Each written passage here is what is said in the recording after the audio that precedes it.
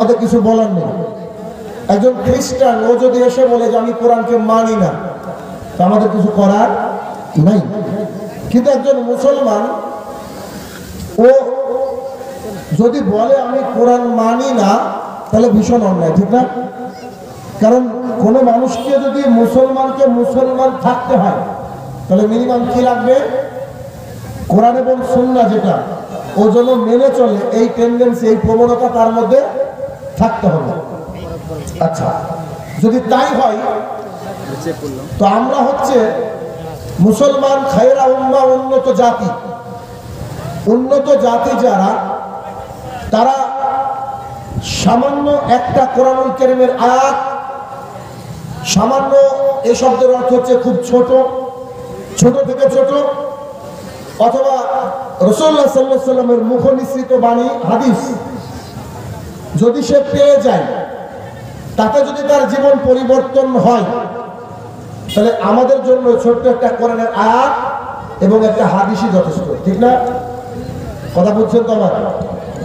যারা হেদায়েত পাওয়ার, সামান্য ছোট্ট একটা বিষয় নিয়ে হেদায়েত পায়। আর যারা মনে করে যে আমরা হেদায়েত পেয়ে গেছি, গোটা কোরআন এবং সুন্নাহ তাকে শুনিয়ে দেবে। ও যদি বিভ্রান্তির দলে থাকে, তাহলে আপনি আমি গোটা পৃথিবীর মানুষ যদি চেষ্টা করি, তো তারা সঠিক পথে আসবে না। কথা বলবেন কিনা? পৃথিবীর বুকে আল্লাহ সুবহানাহু ওয়া তাআলা যত নবী রাসূল পাঠিয়েছিলেন, তার মধ্যে সবচেয়ে প্রিয় অন্যতম নবী, যাকে ফাইনাল রেভলিউশন, এই কনস্টিটিউশন, সংবিধান, কোরআনুল কারীম নিয়ে পাঠিয়েছেন, তিনি মুহাম্মদ রাসূলুল্লাহ সাল্লাল্লাহু আলাইহি ওয়াসাল্লাম। তার চাচার নাম হচ্ছে আবু লাহাব। আবু লাহাব তার চাচা না? তার আরো একজন কাছের চাচার নাম বলেন তো? আবু তালেব, ঠিক না?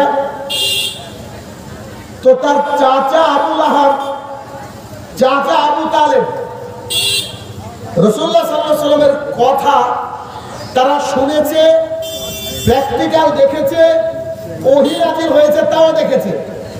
তারপরেও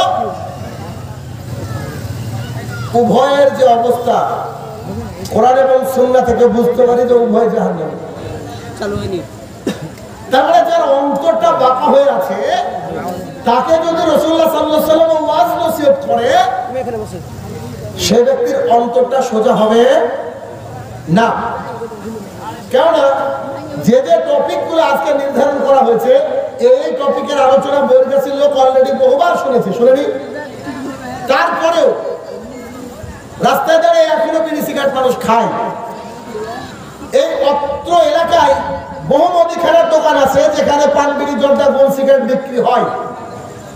অথচ তাদেরকে জিজ্ঞাসা করেন, তাদের নাম হচ্ছে মোহাম্মদ আব্দুর রহমান, মোহাম্মদ শাহিনুর রহমান, ঠিক বলছি তো? তার মানে মুসলমান, তারপরে নেশাদার দ্রব্য ছাড়তে পারেনি।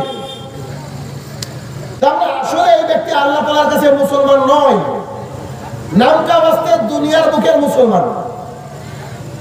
এটা হচ্ছে আমাদের বেশিরভাগ মানুষের বৈশিষ্ট্য। আপনাকে দেখাই কোরআনের বাস্তবতা, আপনি আমার একটা কথা এদিক ওদিক করতে পারবেন না। কেমন? আপনাদের সবাইকে প্রশ্ন করতে উত্তর দেবেন। আজকে যদি এখানে একটা জলসার আয়োজন না করে, একেবারে টিভির একটা অনামী শিল্পী আসতো, অনামী টিভি সিরিয়ালে, আল্লাহর কসম করে বলেন তো, এই জায়গা ফাঁকা থাকতো কি? থাকতো? রাস্তায় কি গাড়ি নিয়ে যাওয়ার অবস্থা থাকতো? বুড়ো লোকগুলো কি বাড়িতে থাকতো?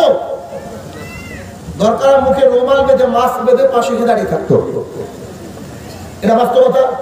কিন্তু আজকে দিনের মাহফিল, দ্বীন ইসলামের কথা আলোচনা করা হচ্ছে। পশ্চিমবঙ্গের অন্যতম একজন রত্ন মানুষ, তিনি আলোচনা করে গেলেন।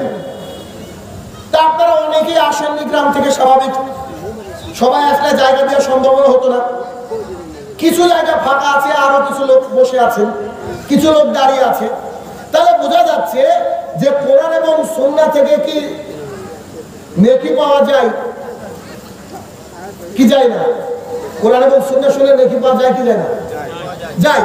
আচ্ছা, গান এবং বাজনা এবং ডান্স দেখলে কি নেকি পাওয়া যায়? যায় না। অথচ আপনারা এখনই সাক্ষী দেন এখানে যদি একটা অর্কেস্ট্রা হতো, গান নাচ হতো, মানুষকে জায়গা দেওয়া যেত না। তার মানে খারাপের দিকে মানুষ বেশি। কথা কি বুঝতে পারছেন?